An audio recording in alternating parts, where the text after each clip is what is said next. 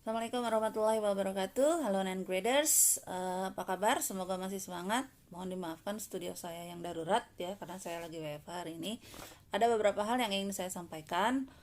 Minggu lalu kita sudah mengawali pembelajaran dengan mencari pengertian apa itu budi pekerti dan harmoni dalam keberagaman ya.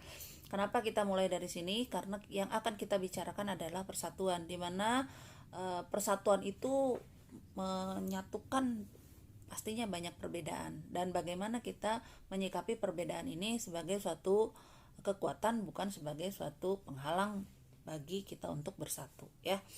Oke, jadi untuk KD-nya yang disempurnakan untuk hari ini atau untuk pembelajaran kita sekarang adalah menganalisis prinsip persatuan dalam keberagaman. Nah, di mana keberagamannya ini ada suku, agama, ras, dan antar golongan atau dikenal dengan SARA.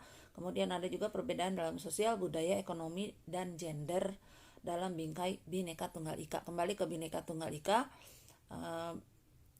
berbeda tetapi kita tetap satu. Ini merupakan satu apa ya? Jadi ini yang kita maksud dengan harmoni ya. Harmoni kemudian selaras itu dalam Bhinneka Tunggal Ika, walaupun berbeda tapi kita tetap satu. Jadi dalam perbedaan pasti ada satu kesamaannya ya. Kita sama-sama masyarakat Indonesia. Oke. Dan budi pekerti ini kita bagi menjadi 4 ya, dimana budi pekerti yang baik ini atau tingkah laku, akhlak, peringgai, watak itu ya, menurut KBBI ini bahwa jenisnya ada sikap kita terhadap Tuhan, di mana akhlak yang baik ini sesuai dengan ajaran agama, hubungan manusia dengan Tuhannya gitu ya.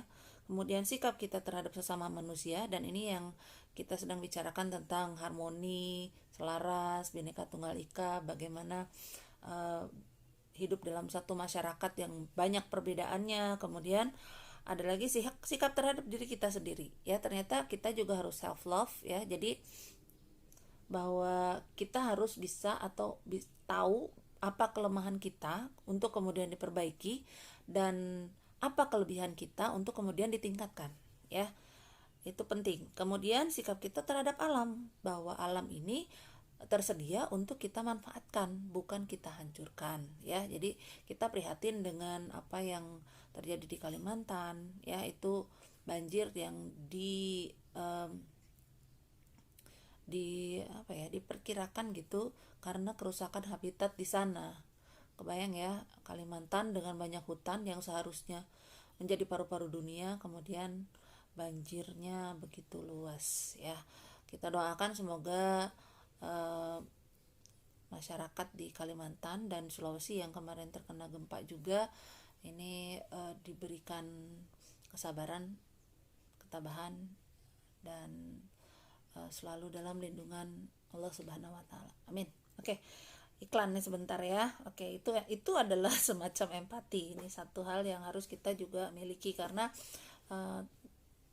teman-teman di Kalimantan itu adalah juga sama-sama masyarakat Indonesia. Oke. Itu ya, jadi sikap terhadap Tuhan, sama manusia, diri sendiri, dan terhadap alam. Nah, kita lanjut saja ke bagian B ya. Di bab 4 ini kita bicara tentang bab 4. Kalian harusnya sedang pegang buku ya. Saya membahas tentang atau dari halaman 95 sampai 101. Jadi prinsip persatuan dalam keberagaman ini ada 5 ya.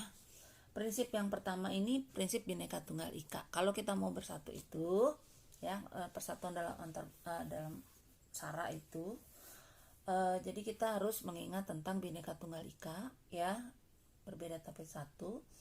Prinsip nasionalisme, mencintai tanah air dan siap membela negara, tapi bukan fanatisme terhadap negara ya, ini nanti akan menciptakan terorisme.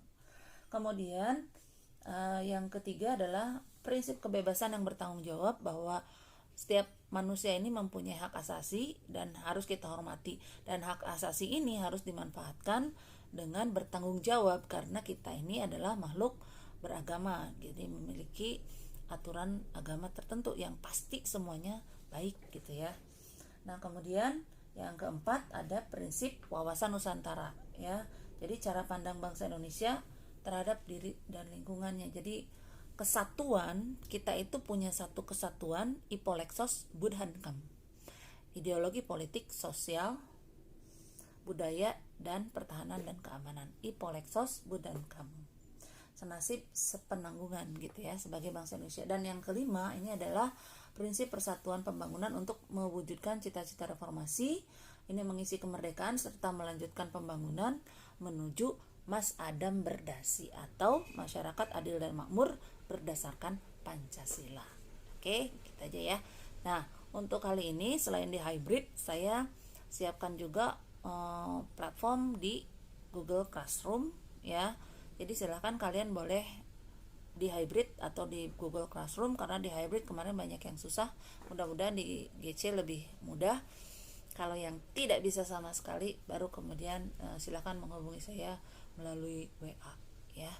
Oke, tugasnya jangan lupa tugas mandiri 4.2 halaman 101. Silahkan dilengkapi. Itu ada faktor perbedaan dan pemersatu di lingkungan rumah ya, gampang. Jadi segitu dulu dari saya. Silahkan dikerjakan tugasnya dan saya tunggu sampai hari Senin. Thank you. Assalamualaikum warahmatullahi wabarakatuh. Sampai ketemu lagi.